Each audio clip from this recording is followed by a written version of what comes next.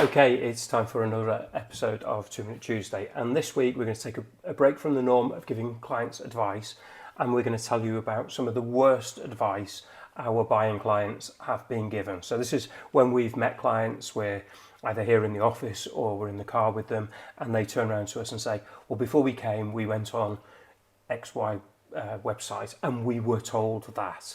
And so this is some of the bad advice that people are given, and we're telling you to sort of avoid it if you come up against any of these. So welcome to episode 170 of 2 Minute Tuesday, where we talk about some of the worst advice our clients have ever been given.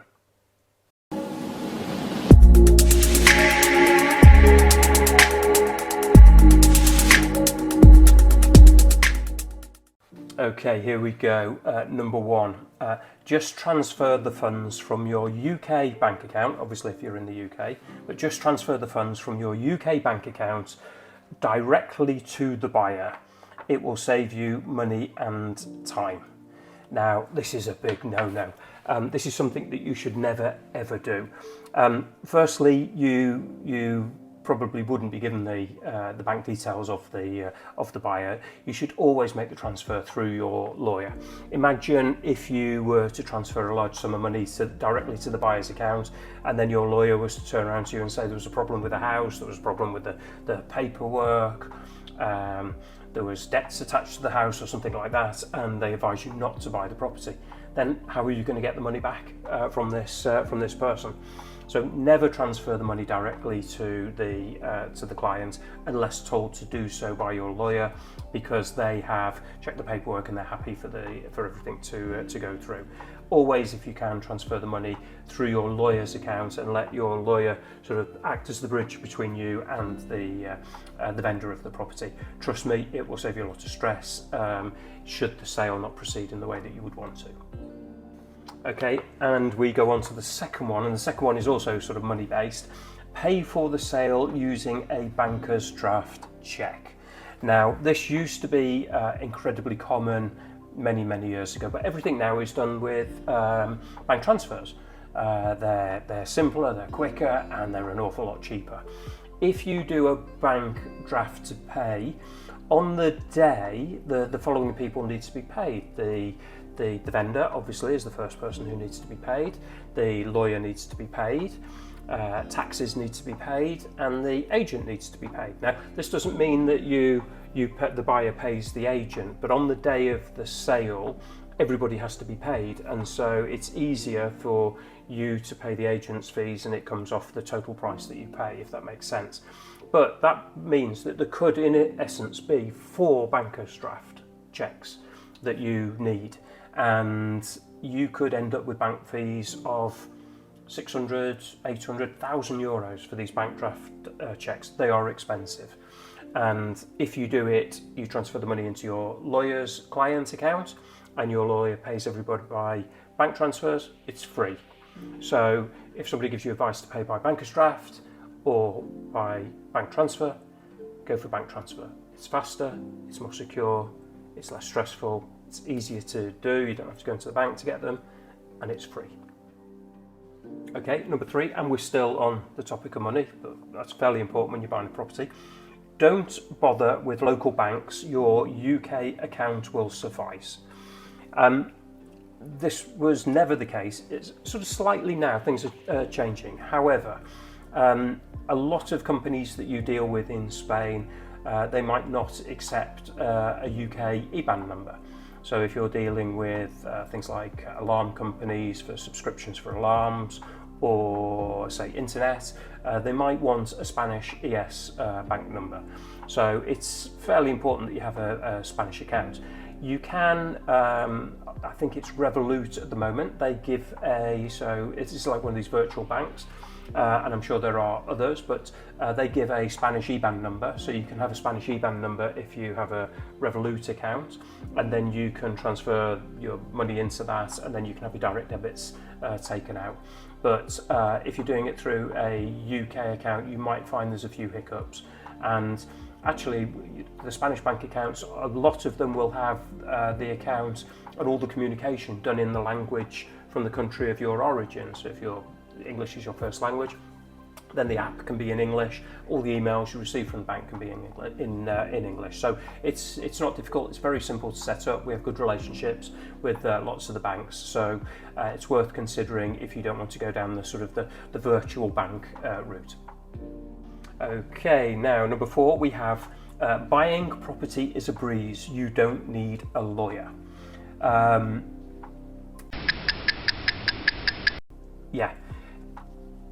If you are in your home country, I'm sure you would use the services of a lawyer to purchase a property in your home country. So why would you consider purchasing a property in a foreign country, in a foreign language, with a foreign system, without using the expertise of somebody who does it for a living? I can't say strongly enough. I mean, I've bought quite a few properties here in Spain, and we've always done it using a lawyer, even though we're aware of the process and are perfectly capable of doing it. The security and the sort of the insurance that you have by using a lawyer, they are looking after just you. Your interest is their sole concern, and so they will check and double check the paperwork and make sure everything is correct, and make sure that the property you're buying is 100% correct, or the paperwork is in order.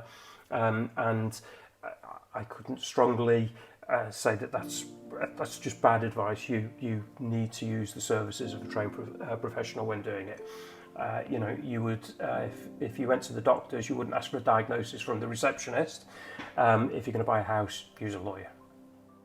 Okay, next up, number 5, exchange all of your currency at once for a better rate.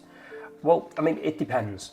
There are 2 thoughts on this. It all depends on what the rate is at the time.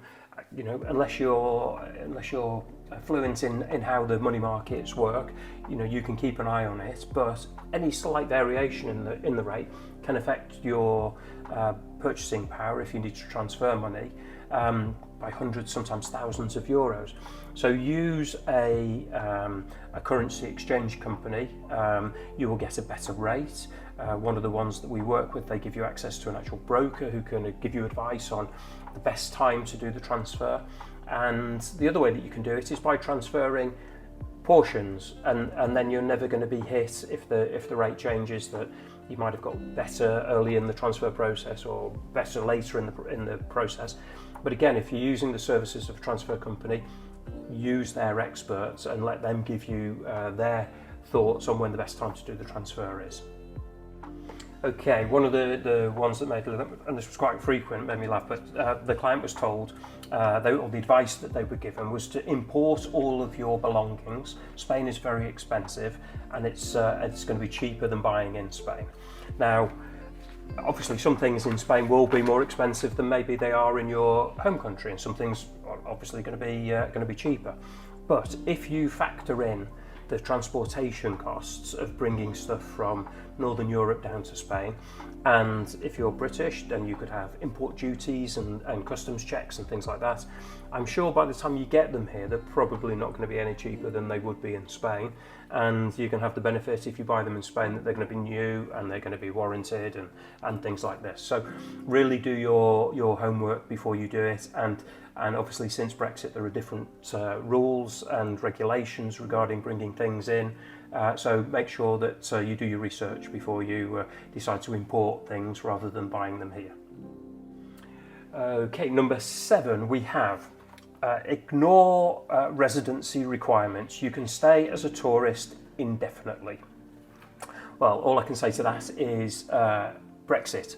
Brexit unfortunately means that you can't stay indefinitely in Spain. It means that you have 90 days that you can come in any 180-day period. We've got lots of videos on it. If you go on our website and you go onto the buying section and you search for visas and things like that, you'll find half a dozen videos, ebooks, articles on our website. But don't trust what somebody tells you. Find out what the official rules are and work within them, because if you don't follow them, it can only lead to trouble in the future.